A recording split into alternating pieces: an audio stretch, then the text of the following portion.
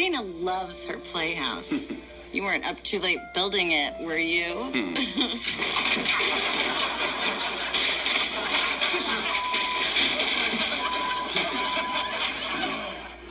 Hello, what's this then? Hey now, Fitz's Electric Bar, Fitz here.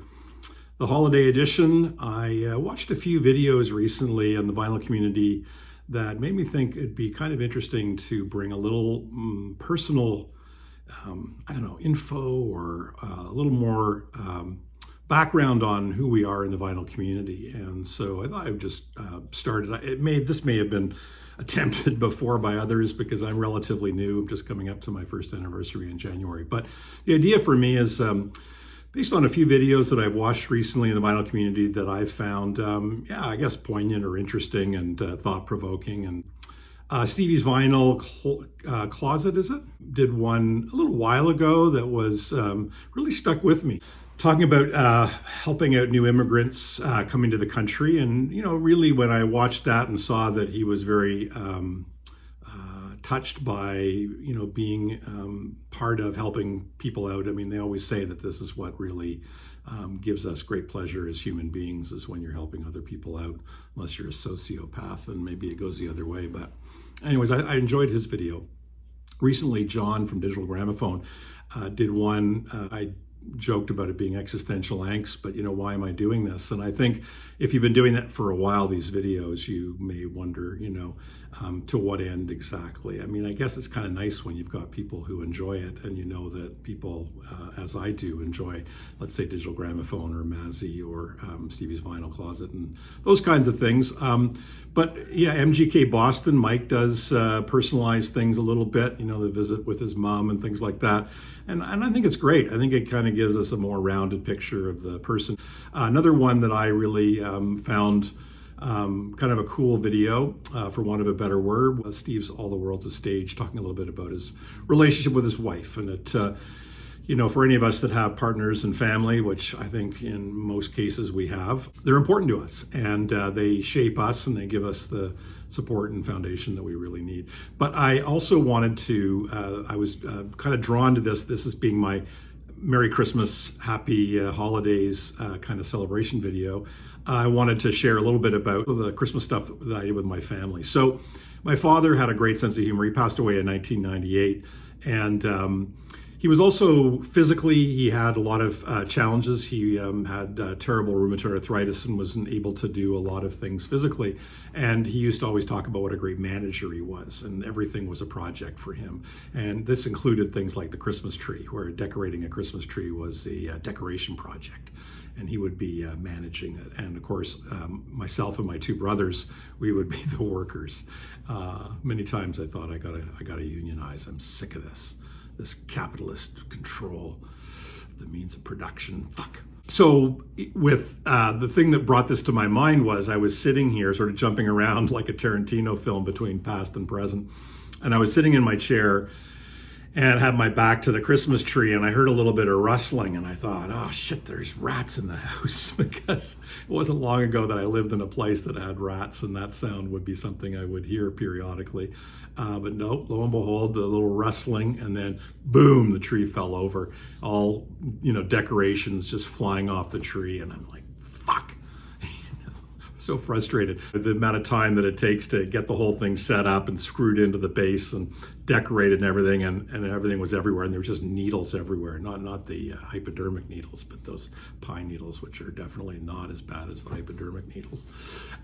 Just sprayed everywhere. I just grabbed the tree and I just tilted it up against the wall and just thought, I'll get to this later. And it took me about 3 or 4 days to get back at it, and my wife and I managed to get it back up yesterday and put the ornaments back on today and get those needles vacuumed up. But it reminded me of Christmas past, as it were, and my dad. So you get the tree, and it was a tall tree, probably seemed much taller when I was much smaller. And bring it home, and you'd put it in the stand. And those stands in those days were these really flimsy little metallic stands where if there was any kind of list to the tree, the metal would bend and often break, and you'd have to go out and get another tree stand. but you'd stand it up, and I can't tell you how many times it would be like sitting like that. You'd straighten it up, and so we used to often just tie string around the trunk of the tree, tie it up against the fireplace, find a place to tie it up against the fireplace, try to hide it a little bit so it didn't look so pathetic.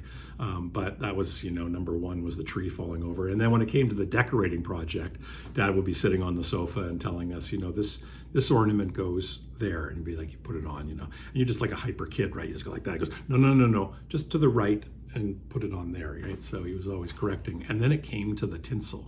So any of you guys who are, some people will know tinsel, some may know it as icicles, but the little plastic strips. And my father felt that every single strip had to be put on individually. And again, this was the end of the line for me. I was just losing my shit, because I'm just like, I want to play hockey, I want to do this, I want to be done with this.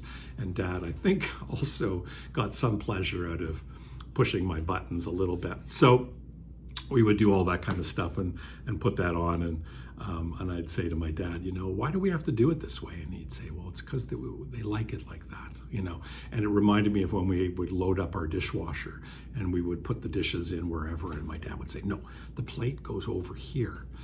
And it'd be like, why does the plate need to be over there? And he'd say, because that's where they like to be.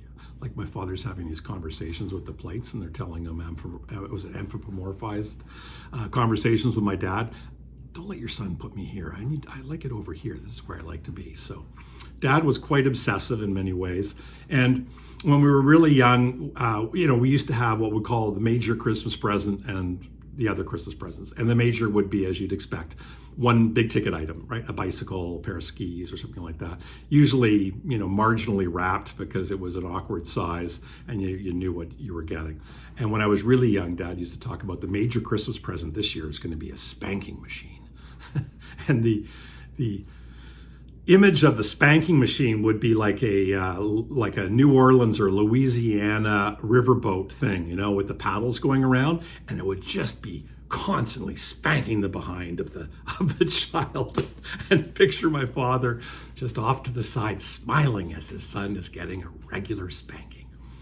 Dad had a great dark sense of humor, and one of the things I remember, just sort of off topic, but supporting this idea, when I was maybe upper teens or something like that, he was saying, go out and weed the back garden, and he'd stand at the window and watch me weed and be very specific about what was to be done and when it was finished or not finished. And I remember just turning to him at one point and saying, what are you going to do when I'm not here to weed the garden? Because again, physically, he was not capable of doing that kind of physical work. And he looked at me without missing a beat and he said, with the money I save when you move out, I'll hire an Italian family of gardeners. And I was like Homer Simpson's grandfather, I'll be good. And one final sort of father story in Christmas that always seems to bring up my dad, and I think of my dad, and that is that he used to call all the grocery stores starting in October to find out whether they had their first batch of eggnog in. And he would be calling around, and then he'd often get, myself or my brother to go off and get the first batch of eggnog and get, a few liters of the stuff. And this October, I was in a grocery store, and it was like there was eggnog there. And I'm like, well, that doesn't come in until November. I mean, I've got almost like the dates, kind of tied into my circadian rhythms or whatever. And it was on sale. And I just had this complete impulse to call Dad and let him know in an excited tone that the eggnog is in and it's cheap. It's on sale, Dad. But yeah, as I think I mentioned earlier, Dad passed away in 98. So, but just those memories are certainly, and I hope you've got lots of years of your family, both present memories that you're making and also past ones that make you smile. So and I just want to wish you and yours a Merry Christmas, happy holidays, safe, peaceful, and enjoyable New Year. Have a great holiday, and we'll see you soon.